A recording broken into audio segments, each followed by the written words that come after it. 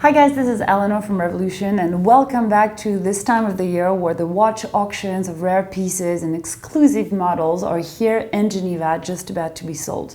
We are back in the Christie's office with Remi Guillemin, which needs no introduction anymore. Everybody knows that he's the mastermind at Christie's Watches, and he's going to, with my help and the help of the rest of the team, introduce to you a couple of pieces that are going to be on sale for the upcoming auction on November 6th, which is the Monday, starting at 10 a.m. Geneva time.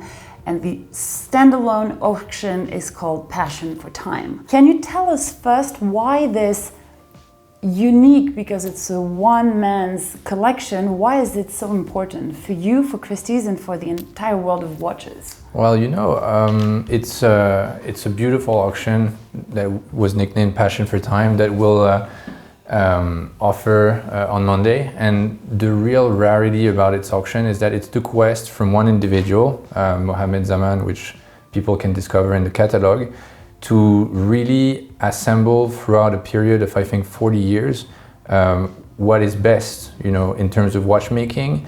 But, when you have a single owner sale, generally you tend to see people buying what they like and sometimes not being as careful as they should be, in terms of quality or in terms of curation throughout the years. In this specific scenario, what I think is really astonishing is that the quality of the pieces has stayed really extraordinary. The rarity of the pieces as well. And there's also watches for everyone. Wherever you're a collector of modern watches, vintage Rolex, vintage Patek Philippe, or independent watchmaking, there's a superb overall representation of what's best and what has been the best for the watchmaking industry. So it's like the quintessential of each of the big institutional brands, in addition to independent ones, of course. But with the little selection that we've kind of made together, we've basically separated in like three bundles, from Patek Philippe to Rolex and AP, but not the actual references that people may think of when they think about these three brands. So let's start with Rolex, because in those recent times, obviously the climax is not as its best, and colors and joyful, and we want to be cheered up. So you were telling me earlier that not that there's a big comeback, but there's always been a rising interest on stone dials and colored dials at Rolex. Can you tell me why you and we chose those specific dials? Well, in general, people who collect Rolex watches want to be surprised, and they collect the watches with the smallest details, intricacies, and also variances. In this collection, what we will discover is that there are a lot of watches that focus on the Middle East, the owner being from Oman, the collector. And therefore, there are many dates, which is a model which has already been really linked with the history of the Middle East, with some variances on the dials, with, for example, the logos of the Sultanate of Oman. Which we've seen in many recent auctions. Exactly, yeah. This time, we really have some of the rarest pieces of, the date watches with the Sultanate of Oman logos. There are also Stella dials, which are, as you mentioned, very colorful, layers of paint that were applied throughout the production process of the dial. So which is the case for this mint and this orange like a dial? Correct, exactly. There are two examples of the Stella dials that we'll have in the auction. And then you have something, a bit more lavish with diamond and ruby setting, which again is totally extremely rare and unattainable to the broader public. And what makes this, blue date with the Sultanate of Oman in red so rare and so unique? So you actually picked a great reference. It's a Rolex reference 1802 in platinum. It's a watch that, in this configuration with blue kind of sunburst dial, with the Sultanate of Oman signature at 6 o'clock is just extremely rare. What's great about this piece is that the rarity of the watch in essence is at its peak, but you also have little details, for example, the diamonds on the dial, which are considering the fact that the watch is in platinum, the diamonds on the dial are actually larger than should it be a white gold model. So it really gives a lot of impact for the wristwatch and for collectors who are collecting day-date in general. And then there's another thing is that the watches that were provided to the Sultanate of Oman when Sultan Qaboos was purchasing and collecting were actually sold through Asprey in London.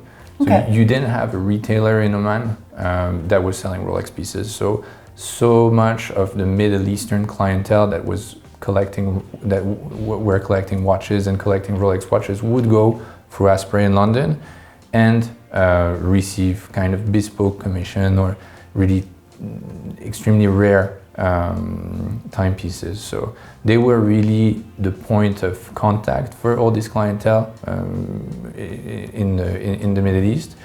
And it's just a nice loop, you know, for collectors who want to go back to Rolex history. And you know, today you have retailers everywhere, so it's a different world, you know. So for a collector who wants to go back in time, these are great pieces.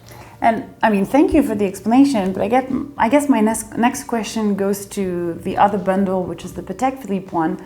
When I look at this Nautilus in yellow gold and I see again the design of the Sultanate of Oman on the dial, how does either a client or brand decides to put it on or not? Maybe it's a stupid question, but I always wondered why on some and not on others you have this design. Well, again, you know, the timing in which these pieces were made, which is the 1970s, is very different to today. So today, should a client, I believe, whatever the size, go to Patek Philippe and ask for a dial to be personalized, you know, with the emblem of a country, it would be close to impossible, if not impossible, you know, for Patek Philippe to to commit to this, you know. At the time, you know, it was a different world, so, you know, which makes these watches even rarer. So this is a 3700 Nautilus in yellow gold. The watch was originally found in the Middle East, which makes it, you know, very interesting. When it reappeared to the market, it's one of 4 pieces in yellow gold with the Sultanate of emblem that are known. So again, for a collector of Patek Philippe wristwatches or collectors in general, it's extremely rare, considering, you know, the number of pieces that have been created, and the quality, as you can see, is just flawless. You know, the bracelet has virtually no stretch. There are no marks on the case. You know, the buckle is the buckle that everyone wants to see. It's in yellow gold as well, so an additional layer of rarity. And then it's an iconic model in general, the Nautilus. So you have the rarest of one of the most desirable models that was ever created by Patek Philippe. And now if we move on to the second reference of the Stray, which is lot number 2062, is, I mean, without any further delay, probably a unique piece, especially done in yellow gold, of this tiny diameter and super complication. What did you first think when you get a hold of this watch? Well, it's, as you say, an extremely special watch. It has all the attributes to make it, you know, extremely special, but also a long-lasting classic. Already, the 5004 Patek Philippe is considered as one of the most collectible references of Patek Philippe in terms of like the modernish production era, being that it's a watch from the 90s. This specifically has a unique dial, as you mentioned, made and commissioned by Michael Ovitz at the time, who was one of the most powerful person in Hollywood, in the US. Black dial, luminous accents, it has luminous hands as well. The signature of Michael Ovitz at 6 o'clock, which is extremely delicate and discreet. So again, you know, and the watch is complete, extremely well kept. So pristine collection. Exactly, pristine condition for a pristine collection. Perfect. Now I want you to tell me all about what is probably one of the most beautiful Royal Oak AP I've ever seen because it's my color. It has this turquoise lacquer dial, it's in platinum. It has this obviously 6 o'clock tourbillon. Can you tell us more about this watch? Well, I was pleasantly surprised when you picked this watch in the catalog. So it is a wristwatch that was made in 10 pieces. And right? for It's the Middle East, because the case back has UAE. Correct. It's an edition of 10 pieces that was made for the UAE with a color that is, the dial color is reminiscent of the Yas Marina circuit in Abu Dhabi. Okay. So that's a little detail. And then the watch, again, it's a titanium and platinum combination. So the perfect balance. For many, correct. And then, yeah, people really appreciate the design, the fact that the Royal Oak, again, is one of the most iconic designs for a sports luxury wristwatch. It's extremely thin, and it's just not something that you can find in the market at all. So. And probably like his sister watch next to it, which is, it's not even in the catalog, it's a tourbillon, it's skeleted, is fully paved with diamond, it has this very delicate detail of having very square links and then lugs that are very round to just add a little more femininity to the piece, if I may say. Why do you think this watch, it could almost be a Jules Audemars, but it isn't. What makes this watch so rare and how come we've never seen it before? Yeah, well, it's when you see both watches together, it represents different eras of Audemars Piguet's watchmaking desires, fashions as well, and abilities. So you have a watch such as the tourbillon that you just mentioned with the diamond setting, which was made in the early 2000s. It's number 2. So again, somebody must have the number 1. Exactly, but it also indicates that it's extremely rare. And then when you look in depth, you have the quality of the stone, the gem setting, which is great. The entire bracelet is gem set, the buckle at the extremity is as well, the cases with the bezel. But when you go inside and you look at the movement, you actually recognize that realize that it's skeletonized, but also hand engraved. So again, you add it to a tourbillon complication and you realize the time and you imagine the time and effort that it must have taken Audemars Piguet at the time to create a wristwatch like that. So something truly special, and as you mentioned, not commercialized just for anyone. It was really something special for special clients.